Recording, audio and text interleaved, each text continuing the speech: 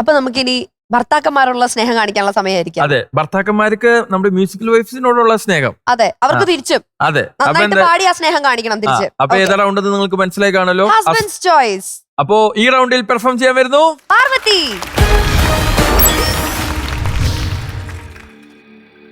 രാരേ രാരേ രാരേരം രാരോ രാരേ രാരേ രാരേരം രാരോ.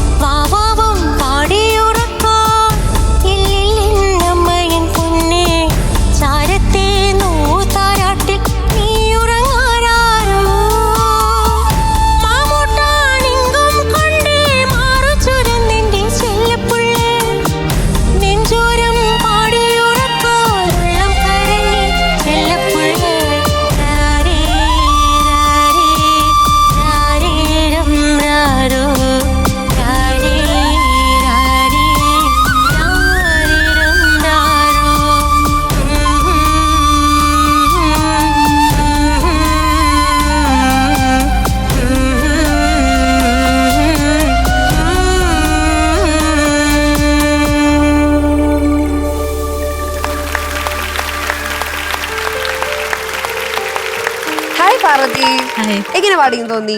അത്യാവശ്യം നന്നായിട്ട് പാടി. ഓക്കെ, അപ്പൊ നമുക്ക് ജഡ്ജസിനോട് ചോദിക്കാം. ഔസേപ്പച്ചൻ സാർ. പാർവതി എന്തോ സർ വളരെ നന്നായിരുന്നു. Thank you sir. Almost perfect ആയിട്ട് പാടി. Thank you sir. ഒരു സ്ഥലം മാത്രം അത് ഞങ്ങൾ ആദ്യം തൊട്ട് പറയാറുണ്ട്, പാർവതി പാടുമ്പോൾ ഇതൊരു താരാട്ട് പാട്ടല്ലേ? സങ്കടം കലർന്ന ഒരു അതന്നെ, സങ്കടം കലർന്ന താരാട്ട് പാട്ട്. അതെ അതെ അമ്മയുടെ പോയിന്റ് ഓഫ് വ്യൂലുള്ള പാട്ടാണ്. അതെ സർ. അത് പെട്ടെന്ന് ഇടയ്ക്ക് കുട്ടിയുടെ പോയിന്റ് ഓഫ് വ്യൂ ആവുന്നുണ്ട്.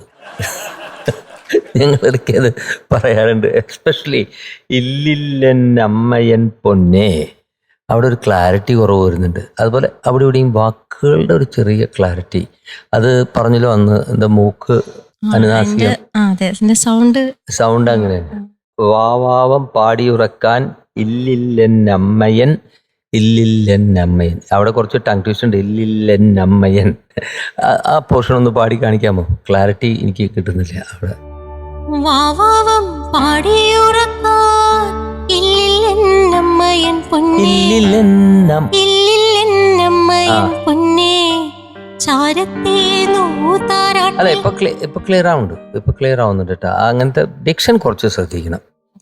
That is the only problem. But tuning, അതിന്റെ ഫീല്, അതെല്ലാം നന്നായിട്ട് വന്നിട്ടുണ്ട്. നോട്ട്സും ഓൾമോസ്റ്റ് കറക്റ്റ് ആയിട്ട് വരുന്നുണ്ട്. It's good. വാണിജ്യറാം പാടിയ പാട്ടാണല്ലേ?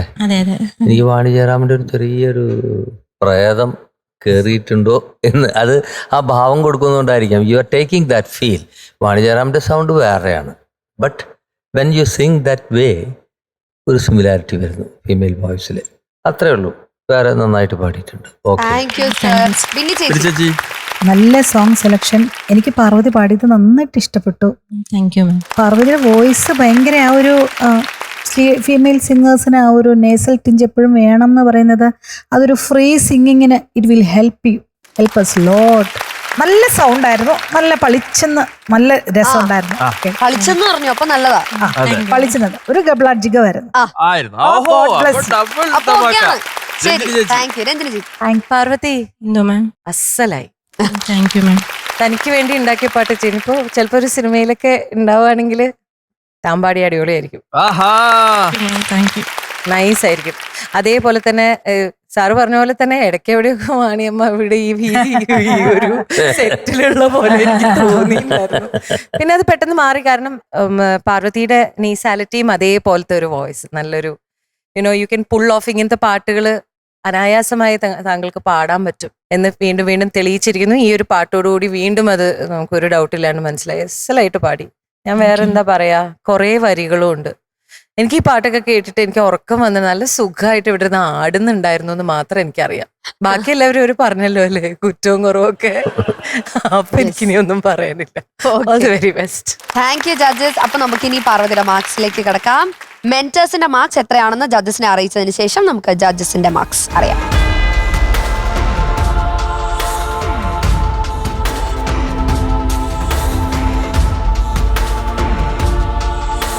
പാർവതി, നമ്മൾ നല്ല പോസിറ്റീവ് കമന്റ്സ് ഒക്കെ പറഞ്ഞു. പക്ഷെ നമ്മുടെ റൗണ്ട് ഇപ്പോൾ ഇത്തിരി നമ്മൾ വളരെ ടൈറ്റായിട്ട് പോകുന്നത് കൊണ്ട് വിഷമിക്കരുത്. ഓക്കെ, പാർവതിക്ക് 97 ഔട്ട് ഓഫ് 100. സാർ എന്തൊരു എക്സൈറ്റഡ് ആണെന്നറിയോ ചെയ്യാൻ. അതാണ് ഇതിലെ ഏറ്റവും വലിയ cute factor. Beware of Ouseppachan sir getting very naughty on ഇത് സെറ്റ്. നോട്ടിനെസ് കൂടുന്നുണ്ട് ഇപ്പോ. അപ്പൊ നമ്മുടെ ഈ ഘട്ടത്തിലെ 2 റൗണ്ടുകളും കഴിഞ്ഞിരിക്കുന്നു. ഓക്കെ, ഹാപ്പി അല്ലേ? ഹാപ്പിയാണ്. All the very best. Thank you.